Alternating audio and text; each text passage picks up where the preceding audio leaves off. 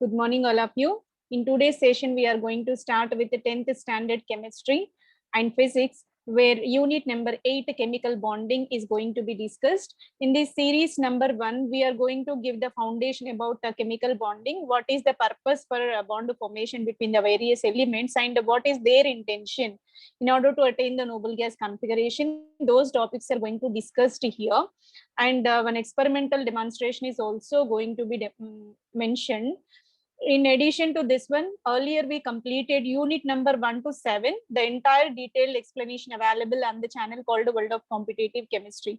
Let us go into this chemical bonding series 1, where let us recall the content with relevant to this chemical bonding, what already we taught or what already we completed in this session, as well as in your previous classes also, right? So recap our recollection of our previous data. So we already mentioned about how the electronic configuration will be written and what will be the series of arrangement of various orbits, various orbitals, and the filling of electrons in those orbitals. Everything got discussed. And what is meant by periodic table and how the arrangement of all these elements are possible in the periodic table. 115 elements are present, all these arranged in the periodic table. Entire things were discussed earlier. And this is the kind of representation how the electron filling is possible in accordance with this Euler diagram, which is also known as Above principle. And here, this is the kind of electronic configuration. Electronic configuration is nothing but distribution of electrons in the various orbitals. So these are called various orbitals, and with respect to element number 1 to 20, entire electronic configuration pattern was given here. Right. And this is a modern periodic table which mentioned with the various elements all known in the modern periodic table, and in accordance with their metallic properties, non-metallic properties, metalloid properties, and also transition metals, inner transition metals, entire things are distributed in this modern periodic table in a regular sequential repeating trends. And this is about the question which is related to this chemical bonding itself. How do they usually exist? If you consider all these elements which are present in this modern periodic table, how all these elements are existing in general? Do they exist as a single atom or group of atoms? So here, so when you go with the atom is an individual entity where subatomic particles are present, and the central part is covered with the nucleons, which are formed by the combination of protons and neutrons, and around this nucleus the electrons are revolving in their fixed orbits. And when such atoms get combined and there is a formation of large molecules, large sized compounds called molecules are formed. And atoms, sometimes they get converted into even ions also.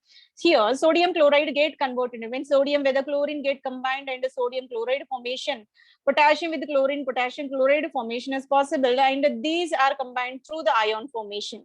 But exceptionally, noble gases are existing in the atomic state, monoatomic state itself, without any chemical reactivity, and these are regarded as the noble gases here, right? That's the reason why all are existing in different kinds, and different formations are possible based on their requirement, based on their stability. Always the final intention is to attain the stability. So that's the reason why here the atoms and molecules, atoms get converted into molecules, otherwise atoms get converted into even ions also. Exceptionally, noble gases are existing in monoatomic state. These are the kind of representation of all the elements which are present in the modern periodic table. And in the earlier classes, like class 9th, we saw that several elements like oxygen, nitrogen, hydrogen exist in diatomic form. If you go with oxygen, both oxygen atoms are bounded by double bond nature. Both the nitrogens are bounded by triple bond. So they are combined by a 3 bond formation. 1 sigma and 2 pi bonds are originated here. When you go with hydrogen, and it is bond order is 1, 2 hydrogens are bounded by only single bond. This kind of representation is possible when you go with such a kind of diatomic molecules. Then what kind of forces of attractions are existed in between? So if you go with monoatomic, that means if the molecule formed with the same kind of atoms, in that case, van der Waals forces will be predominated. If both the different poles and different originations are there, in that case you can go with electrostatic forces. Right here, these are said to be van der Waals forces, which are operating when these diatomic molecules are formed. Now we have another question. All are there elements which exist in atomic state? Absolutely correct, because noble gases are regarded as a group 18th elements in the modern periodic table, which are arranged in such a manner: helium, neon, argon, krypton, xenon, and radon. So here is a complete description about all these, because all these are monoatomic and exist in gaseous nature only. Helium where we can apply this helium is applied in lightweight balloons, being it is a non fire catching agent, and balloons are made up of these parachutes. And even submarine region, oxygen get mixed with the helium rather than nitrogen, so that in order to maintain the blood pressure in normal, so in that area also helium can be employed. Neon, so we are familiar with the neon lamps in the street lights, and also used in the creation of inert atmosphere in the chemical reactions. Argon. Argon is also, argon lamps are present, and inert atmosphere is originated by this argon gas even. And a krypton, another noble gas, again inert atmosphere. In the research purpose and also chemical reactions, we can use this krypton as an element. And next is about xenon. So somewhat chemical reactivity is assigned to this gas, and some kind of halides and oxides kind of compounds got generated, but in general you can say it is also noble gas. And it found applications in the chemical reactiveness, because some kind of chemical reactions are possible, and they found various applications too. And the last element in the series will be radon.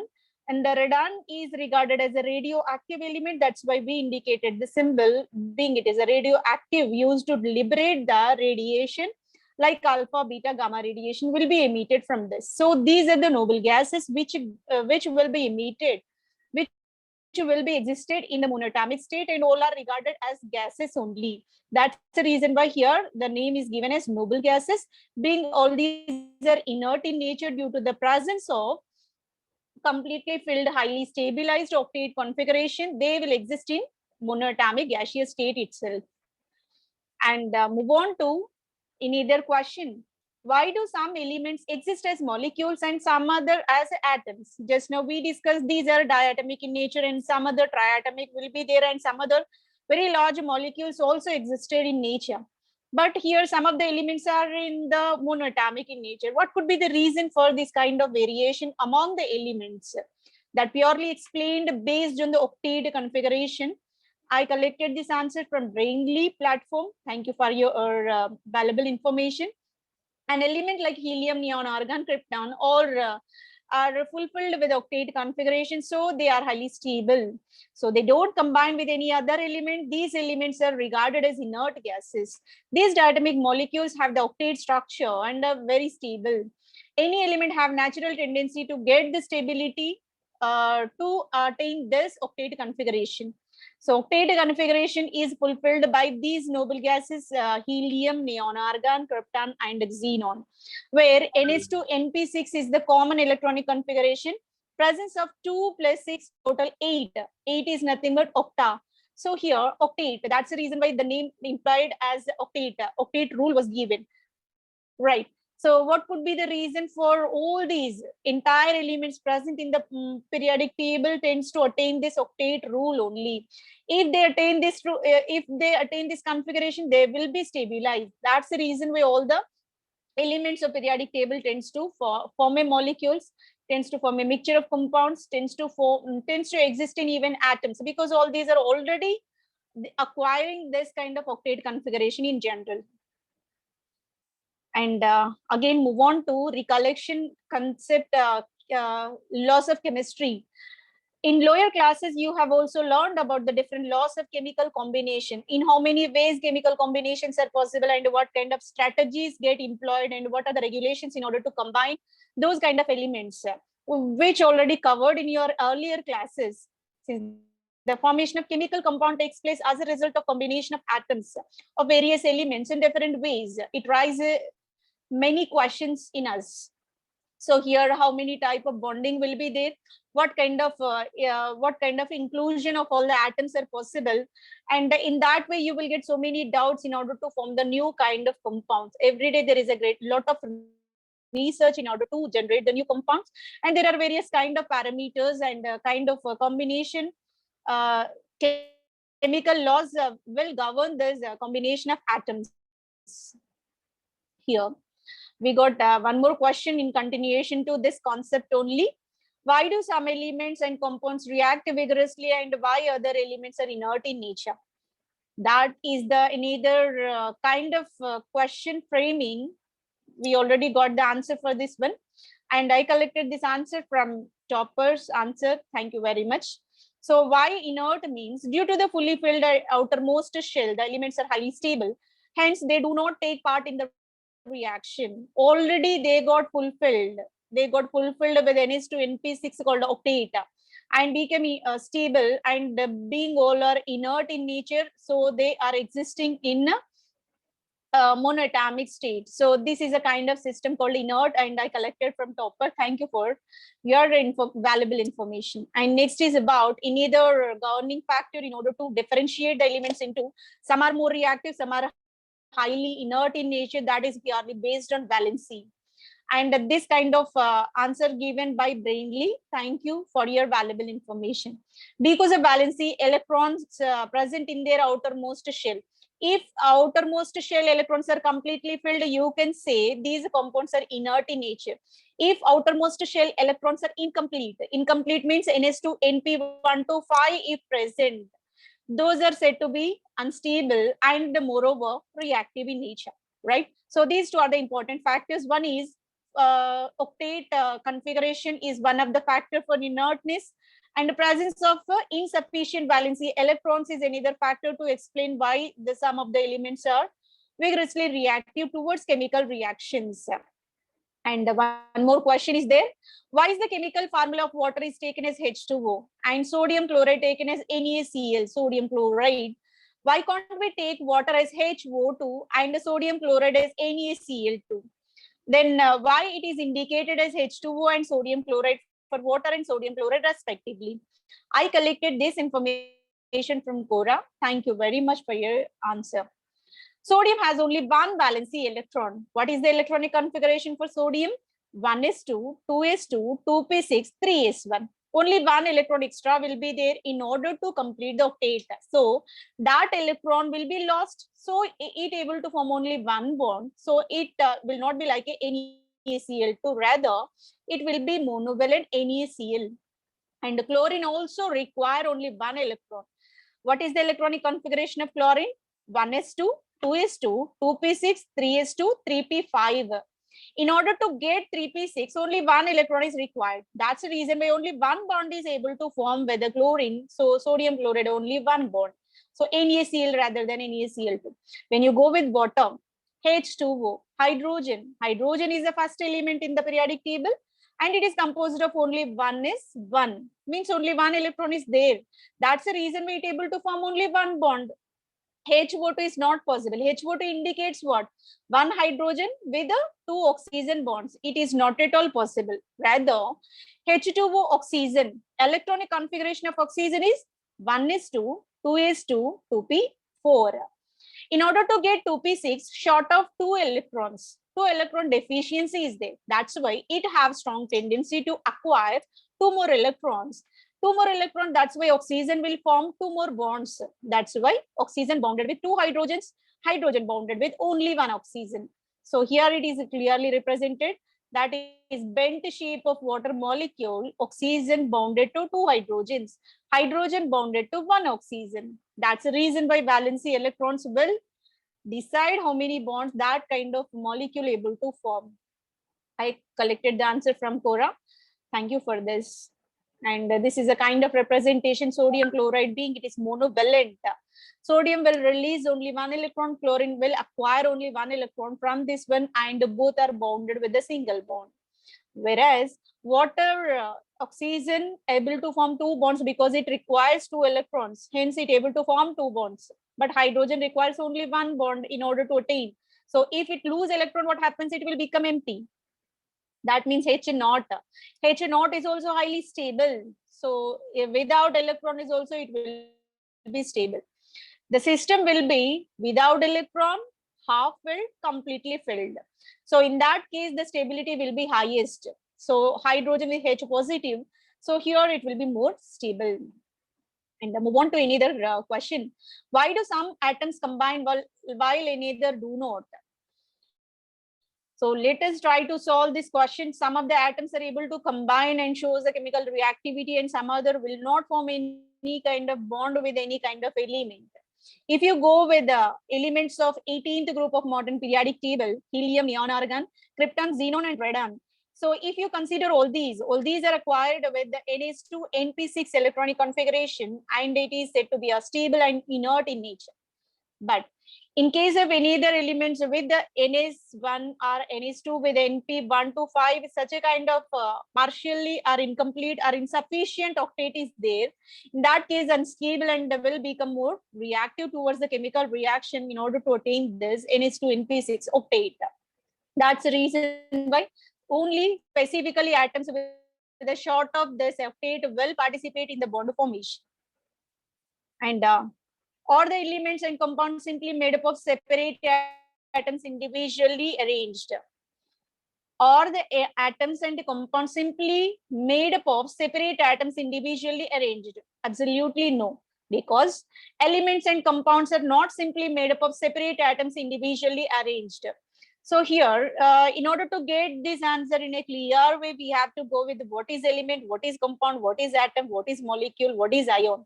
All these concepts we have to know, right? I collected this answer from Inadu Pratibha 10th class. Thank you very much for your valuable information. Now, let us know about what is meant by element. So here, any substance, if you consider, you can classify those substances into two kinds, like elements and compounds. Elements are regarded as elements may be of single atoms, otherwise they combine to give a molecule too. So if you go with the atom of neon, that can be regarded as an element. If you go with oxygen molecule, that also regarded as an element. But in case of compounds, compounds are made up of various molecules, various atoms. Different atoms get combined, then you can form a molecule. So hydrogen with oxygen, water will be formed. Sodium with chlorine, sodium chloride will be formed. If hydrogen with oxygen, that is a kind of molecule with a neutral. That means no charge will be there. But in case of sodium chloride, there is a possibility of any positive, Cl negative. That's the reason why you can say these are called ions, right? So in this manner, so individual elements and compounds will not be formed by same kind of atoms. So different kind of parameters will govern the type of bond formation in the atoms, molecules, and even ions, right? So let us see the clear description, what is meant by element, what is meant by a compound. In accordance with the Britannica, so I collected this information from Britannica. Thank you very much for your information. Element, any substance that can be decomposed into a simpler substances, ordinary chemical process that cannot be decomposed. If you are taking helium, nitrogen, magnesium, aluminum, oxygen, lithium, boron, fluorine, sulfur, potassium, argon, and chlorine, all these are regarded as individual elements and we can't decompose with any chemical. If you are adding potassium chloride, if you are adding potassium permanganate, potassium dichromate, so they may not be decomposed. It is not possible to decompose them by treating with any chemical reagent, and they exist in their natural state. The elements are fundamental materials of the matter. So these are the fundamental materials. When they combine, then only formation of molecules are possible. That's why elements are regarded as these are the compound, these are the entities which are present in general and will not be decomposed by the natural process of any chemical reaction. And when they combine to gives rise to a molecule. Now let us see what is meant by a chemical compound. Compound is defined as any substance composed of identical molecules consisting atoms or two or more chemical elements. You may combine a same kind of element, otherwise different kind of elements get combined. There is a formation of compound is possible. There are certain examples with respect to these chemical compounds: calcium carbonate, calcium carbon dioxide, copper sulfate, glucose, hydrochloric acid, sodium bicarbonate, sodium chloride, sodium hydroxide, and water. All these are regarded as various chemical compounds which are formed by the combination of various elements rather than single. So different kind of elements get combined and there is a formation of molecules are possible. So in that manner, element is distinct with respect to this chemical compound. This is information collected from Britannica. Thank you very much. And move on to next concept. Is there any attraction between the atoms? When atoms are going to be combined, is there any particular kind of combining forces? Yes, absolutely. So ionic compounds are combined with certain kind of forces, and covalent compound with another kind of parameters will decide the combination of atoms. Let us go with how ionic compounds get formed. Ionic compounds are formed by the electron transfer. Metals generally having electropositivity, so that loss of electrons are possible and they generate the cationic species. Metals are electropositive. Non-metals having natural tendency to seek the electron and they will become negative, and there is a possibility of electrostatic forces between metal and non-metallic substance. Consequently, ionic compound will be formed. Whereas covalent compound is formed by the sharing of electrons in between. Whenever any two elements of similar, if you take chlorine with a chlorine, so what happens? There is no tendency to take electrons completely. Rather, they both are used to share the electrons. That kind of bond formation is regarded as a covalent bond. And there is no complete shifting. Rather, they used to share the electrons mutually in between two combining atoms. Let us take the example for ionic compound formation, exclusively discussing with the sodium chloride formation. Sodium being it is alkali metal, where 1s2, 2s2, 2p6, 3s1 electronic configuration is there. What is the requirement for sodium? Sodium having strong tendency to lose this outermost electron, so that it will be turned into 1s2, 2s2, 2p6. That is the most stable neon configuration, that is octet. So sodium is more electropositive and loses outermost electron from this 3s1. It is turned into a sodium positive ion. This will be an octet and more stability will be assigned. And move on to chlorine with a 1s2, 2s2, 2p6, 3s2, 3p5 electronic configuration. Short of one electron, which acquired from the sodium losing electron, chlorine accepting, so that it turned into a chloride ion. So compared to chlorine, chloride will be somewhat larger in nature. And chloride with the 1s2, 2s2, 2p6, 3s2, 3p6 completely filled. That means you can say it is an octet. Again, here the stability. When sodium losing, chlorine accepting, there is a possibility of stability. Because after this loss and gain, what happens, both are acquiring very stable octet configuration. That's the reason why they are used to form an ionic bond in this manner. So this is a kind of chemical reactions involved here. Sodium with the chlorine, sodium chloride formation is possible. They are bound by electrostatic forces. And the sodium loss of electrons is denoted as oxidation. Chlorine acceptance of electron denoted as a reduction. In general, ionic bond is formed by the transfer of electron from one metal to another non-metal, so that here cation anion is originated, bounded by electrostatic forces. This is called ionic bond, transfer of electrons. Now, we entered into a history of chemistry. So move on to ancient days, how the prediction of bond formation is possible and what kind of basic forces are present in our universe. They are given by types of forces. By the late 19th century and earlier 20th century, scientists knew about only the three forces which are used to find the bonds. So various kind of operations in the universe are possible by these three means in general. One is called a gravitational force. any kind of object which we are pulling up, always that used to tend to reach the ground because of gravitational force. With the same reason, all planets are revolving in their fixed orbits around the sun in the solar system too. And the magnetic forces will be there. Your universe, Earth is regarded as a big magnet. North pole, South pole will be there. And always magnetic field is generated in this manner. So this is another kind of magnetic force. And next is about electrostatic forces. Electrostatic forces are nothing but when like charges, repulsion. Unlike charges, they are bounded by strong forces. These are the basic fundamental kind of combinations, gravitational, magnetic, and electrostatic forces, which are predicted in 19th to 20th century. They also knew about the existence of electrons and protons at the time of 90, because until 18th century, there is no question about what is electron.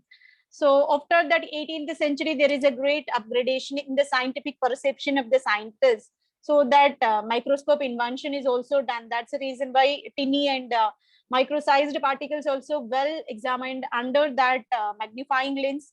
So that here electron proton concept was introduced. So they believe that electrostatic forces are the cause of combining the atoms in the molecule formation. And we are going to discuss about the experiment which was done by the Davis experiment.